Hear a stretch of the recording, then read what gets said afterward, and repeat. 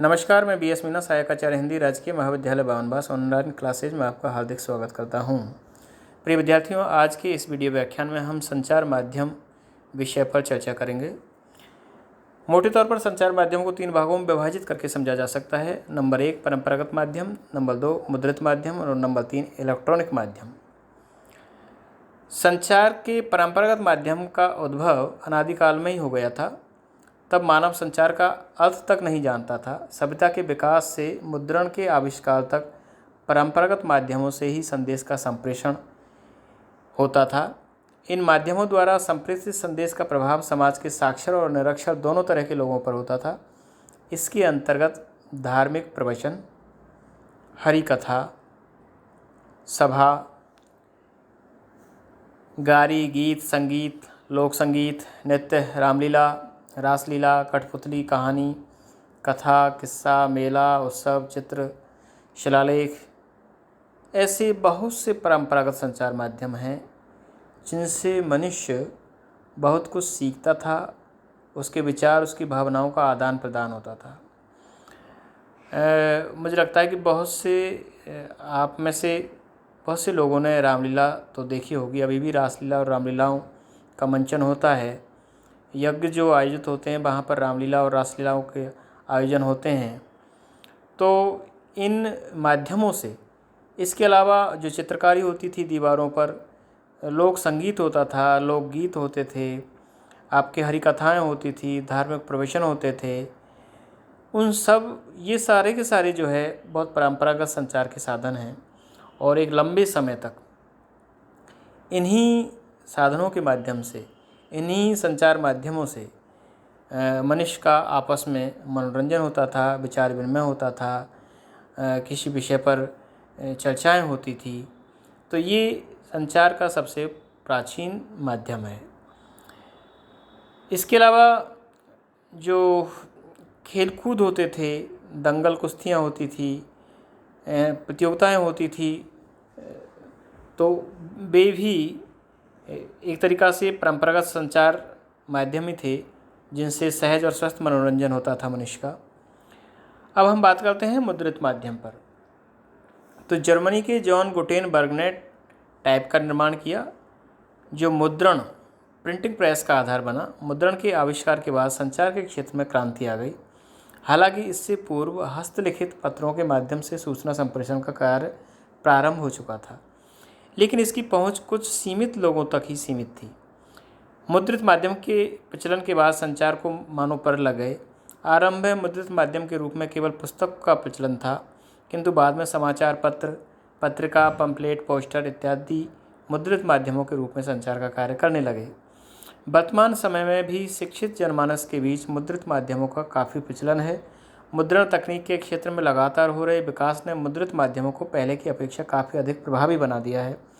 मुद्रित माध्यमों की सबसे बड़ी विशेषता यह है कि इनके संदेश को कई बार पढ़ा जा सकता है, दूसरों को पढ़ाया जा सकता है और साक्षी रूप में प्रस्तुत किया जा सकता है, सुरक्षित रखा जा सकता है।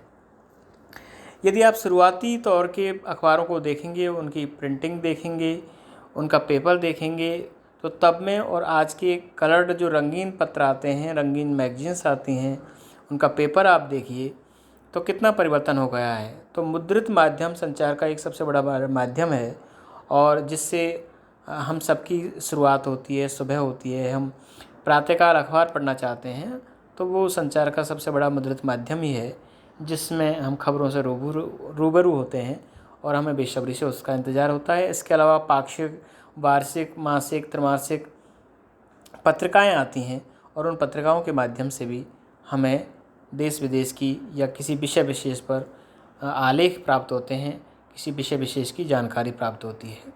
और तीसरा जो सबसे महत्वपूर्ण माध्यम है, जो आज के समय में इसकी जो महत्ता है वो दिनों दिन बढ़ती जा रही है, इसका जो क्षेत्र है वो दिनों दिन बढ़ता जा रहा है, वो है इलेक्ट्रॉनिक माध्यम। टेलीग्राफ के आविष्कार से संचार को इलेक्ट्रॉनिक माध्यम मिल गया। इसकी मदद से दूर दराज के क्षेत्रों में त्वरित गति से सूचना का संप्रेषण संभव हो सकता है। इसके बाद क्रमशः telephone, radio, wireless, cinema, tape recorder, television, video cassettes recorder, computer, modem, internet, CD, DVD player, आपके पॉडकास्टर इत्यादि आविष्कार से संचार की क्रांति आ गई। इलेक्ट्रॉनिक संचार माध्यमों की उनकी प्रकृति के आधार पर श्रव्य और दृश्य माध्यमों में विभाजित किया जा सकता है। श्रव्य माध्यम के अंतर्गत आपके टेलीफोन है, रेडियो है, वायरलेस है, टेप रिकॉर्डर है। दृश्य माध्यमों के अंतर्गत आपके सिनेमा है, टेलीविज़न है, वीडियो कैसेट हैं, सीडी डीवीडी प्लेयर्स हैं। और आज के टाइम में तो आप देखिए कि आपका ट्विटर है, फेसबुक है, ब्लॉग्स हैं, आपके व्हाट्सएप है। तो ये बहुत सारे और नित्य नए खोजें हो रही हैं, नित्य नवीन माध्यम संचार के माध्यम आविष्कृत हो रहे हैं। तो ये बहुत इसका जो दायरा है वो बहुत बड़ा है। आज आप देखिए कि देश और दुनिया में कहीं भी कोई घटना घटित होती है तो इलेक्ट्रॉनिक माध्यम से हम उसको लाइव टेलीकास्ट जब होता है तो हम दुनिया के किसी भी कोने में बैठ के उसको देख सकते हैं। अखबारों में, प्रिंट मीडिया में तो खबरें आती हैं, लेकिन इलेक्ट्रॉनिक मीडिया हमको हूबहू लाइव उस चीज़ को दिखा देता है। तो ये कितनी बड़ी क्रांति है। कोई भी घटना घटित होती है तुरंत हमारे व्हाट्सएप पे, फेसबुक पे आ जाती है। तो ये संचार का एक बहुत बड़ा माध्यम है। इसका क्षेत्र दिनों दिन विस्तृत होता जा रहा है और इस क्षेत्र में आए दिन नए नए डिवाइस का ईजाद हो रहा है, उनका खोज हो रही है। और इससे लगता है कि दुनिया अभी तक जितनी संचार क्रांति आई है उससे दुनिया एक बिल्कुल बहुत छोटी लगने लगी है। निष्कर्ष रूप में हम देखें तो ये जो तीनों माध्यम हैं संचार के, ये मानव सभ्यता के विकास के परिचायक हैं। तीनों की अपनी अपनी विशेषताएं हैं। संचार क्रांति के मौजूदा युग में भी परंपरागत माध्यम अपने अस्तित्व को बनाए रखने में सक्षम है, क्योंकि मुद्रित माध्यम की केवल पढ़े लिखे तथा इलेक्ट्रॉनिक की केवल साधन संपन्न समाज के बीच लोकप्रियता है। इसका सबसे बड़ा कारण यह है कि भारत गाँवों का देश है, जहाँ 70% आबादी की जो अर्थव्यवस्था का प्रमुख साधन है वो खेती किसानी है। गाँवों की हालत 21वीं शताब्दी के दूसरे दशक में भी संतोषजनक नहीं है। कमोबेश यही स्थिति तीसरी दुनिया के अधिकांश देशों की है। तो जब यहाँ की अधिकांश जनसंख्या यदि गाँवों में निवास करती है, अभी भी साक्षरता दर कोई बहुत ज़्यादा नहीं है और अभी भी गाँवों में बहुत से लोग बेचारे साक्षर नहीं हैं, पढ़े लिखे नहीं हैं। तो उनके लिए उन चीज़ों को समझ पाना, अखबार पढ़ पाना, पत्रिका पढ़ पाना संभव नहीं हो पाता है। और समझ पाना, टीवी पर जो डिबेट्स होती हैं उनको भी बहुत मुश्किल से समझ पाना बहुत आसान नहीं है, बहुत ईजी नहीं है कि उसको उस बहस के स्तर को समझा जा सके। तो आज भी जो परंपरागत साधन हैं संचार के जो परंपरागत माध्यम हैं, उनकी जो उपादेयता और महत्ता है वो आज भी बनी हुई है। आज भी हम देख सकते हैं कि हमारे क्षेत्र में ख़ास तौर पर जो सुड्डा दंगल होते हैं, आपके पद गायन के जो कई बार दंगल होते हैं, प्रतियोगिताएं होती हैं, और नृत्य संगीत, और इसके अलावा आप देखें कि कुश्ती आदि भी आयोजित होते हैं, और रासलीला, रामलीला भी कई बार दिख जाती हैं, और मेले, तीज त्यौहार जो है वो आज भी प्रचलित हैं। तो संचार के ये परंपरागत माध्यम भी बखूबी प्रचलित हैं। तो उम्मीद करता हूँ कि ये वीडियो व्याख्यान आपकी समझ में आया होगा।